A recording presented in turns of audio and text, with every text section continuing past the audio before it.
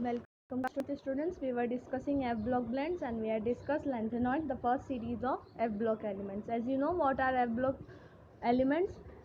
Elements whose last electrons occupy the F orbital, we call them F block elements.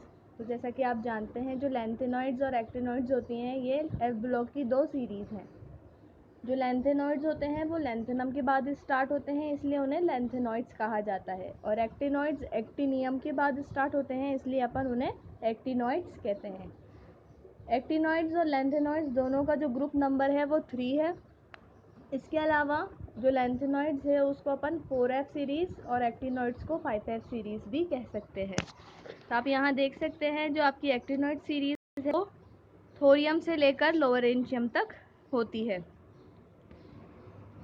Actinoid series actinium के बाद start होती है और लोवेरेंशियम तक रहती है. तो जो एक्टिनियम है वो डी ब्लॉक एलिमेंट है, लेकिन अपन एक्टिनियम को एफ ब्लॉक एलिमेंट कंसिडर नहीं करते. एक्टिनियम के बाद से जो है आपके एफ ब्लॉक एलिमेंट्स स्टार्ट होते हैं. Elements after uranium are called transuranium as they are man made. तो जो यूरेनियम के बाद के एलिमेंट्स हैं, हम ये देख सकते हैं, यूरेनियम के बाद के एलिमेंट्स सारे जो है मैन मेड है और इन्हें अपन ट्रांस यूरेनियम एलिमेंट्स कहते हैं. अब अपन बात करते हैं एक्टिनॉइड्स की प्रॉपर्टीज़ की. तो सबसे पहला है इलेक्ट्रॉनिक कॉन्फ़िगरेशन. तो जैसा कि आपको पता है, जो इलेक्ट्रॉन्स हैं वो n+l रूल से भरे जाते हैं. l की वैल्यू s के लिए 0 होती है, p के लिए 1 होती है, d के लिए 2 होती है और f के लिए 3 होती है.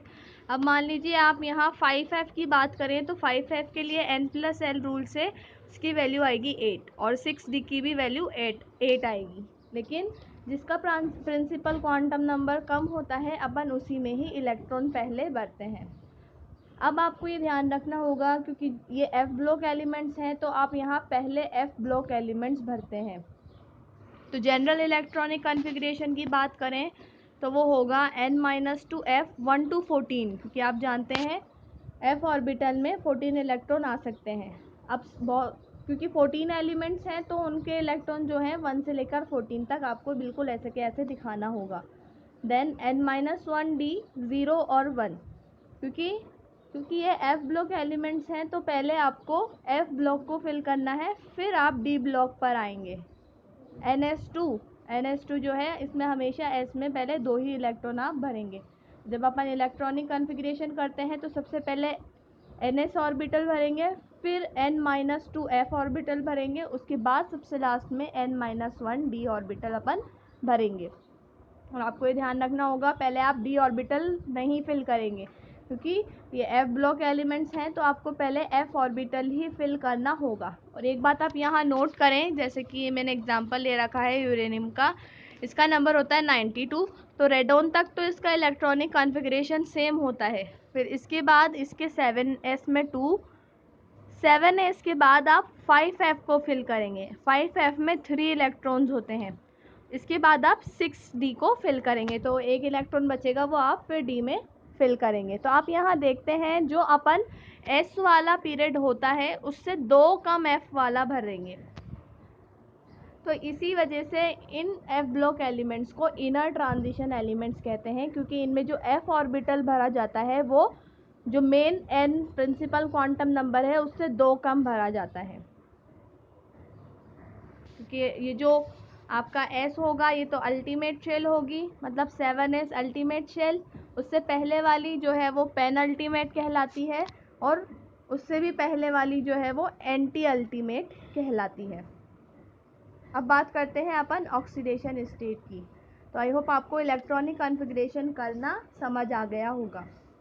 कॉमन ऑक्सीडेशन स्टेट जो है वो +3 होती है, लेकिन +2 +3 +4 +5 +7 तक ये ऑक्सीडेशन स्टेट शो करते हैं.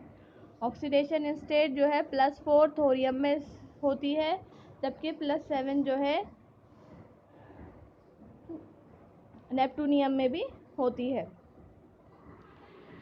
अब आप ये देखेंगे कि जो लोअर ऑक्सीडेशन स्टेट वाले जो एलिमेंट्स होंगे वो आयनिक कंपाउंड्स बनाएंगे, और जो हायर ऑक्सीडेशन स्टेट वाले एलिमेंट्स होंगे वो कोवलेंट कंपाउंड्स बनाएंगे.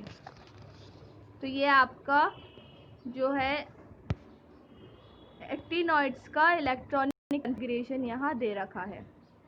ये बात आपको पता होनी चाहिए, जो हाफ फिल्ड और फुली फिल्ड ऑर्बिटल्स होते हैं उनकी स्टेबिलिटी हमेशा ज़्यादा होती है। तो ये आपका इलेक्ट्रॉनिक कॉन्फ़िगरेशन है, जनरल इलेक्ट्रॉनिक कॉन्फ़िगरेशन। तो आप यहाँ देखेंगे एक्टियम जो है इसमें डी में इलेक्ट्रॉन है।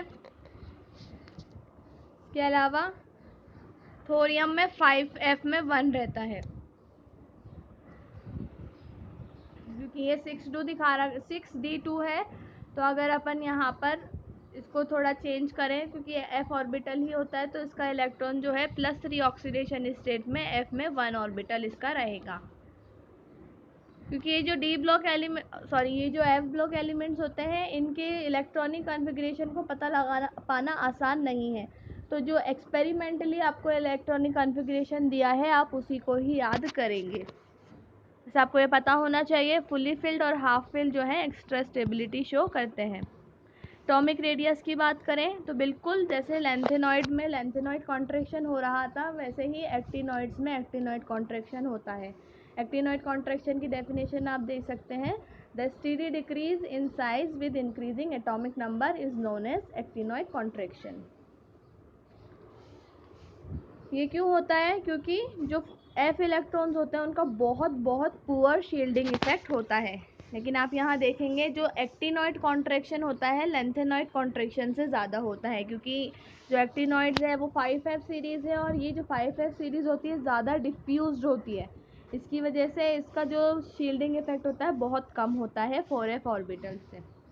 कलर आप जानते ही हैं, एक तो FF ट्रांजिशन से कलर शो करेंगे, और कलर होने के लिए 5f इलेक्ट्रॉन जो है वो 5f जो आपका ऑर्बिटल है f ऑर्बिटल वो वैकेंट होना चाहिए। 5f0 और 5f7 जो है ये कलरलेस होते हैं।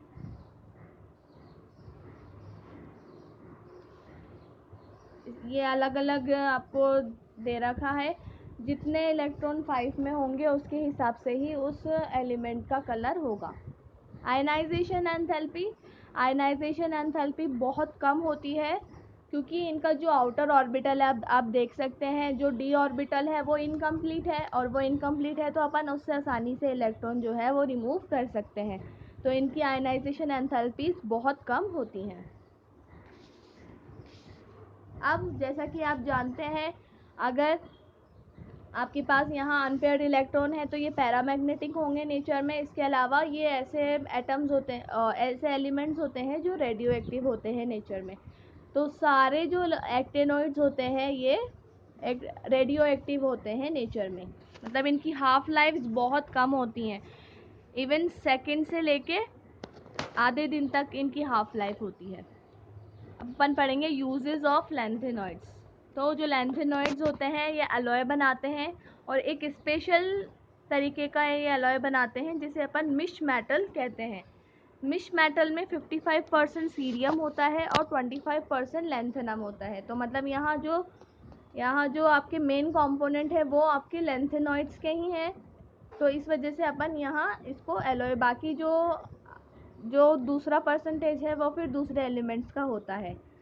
ये जो मिश मेटल होता है ये सिगरेट्स, गैस लाइटर और बुलेट्स बनाने के काम में आता है। इसके अलावा अगर अपन 3% मिश मेटल में मैग्नीशियम जो दें, मतलब मैग्नीशियम का अलॉय इसके साथ बना लें मिश मेटल के साथ, तो फिर वो जेट इंजन पार्ट्स बनाने के काम में आता है। Lanthanum oxide is used in crook lenses. They give protection from ultraviolet rays by absorbing it. इसके अलावा mixed oxide of lanthanoids are used as catalyst in petroleum cracking. इसके अलावा बहुत सारे जो लैंथेनॉइड्स होते हैं वो कलर टीवी ट्यूब्स में फोस्फोर्स की तरह काम में लिए जाते हैं। Cerium oxide is used to polish gas. Then uses of actinoids. अब आपको पता है एक्टिनॉइड्स जो है रेडियो एक्टिव एलिमेंट्स है, तो इनको ज़्यादातर न्यूक्लियर इंडस्ट्री में काम में लिया जाता है। Thorium is used in atomic reactor as fuel rods and in treatment of cancer. के अलावा ये कैंसर, क्योंकि आपको पता है रेडियोथेरेपी कीमोथेरेपी होती है कैंसर में, तो उसमें इस एलिमेंट का काम लेते हैं। Second, uranium is use as nuclear fuel, its salts are used in glass industry.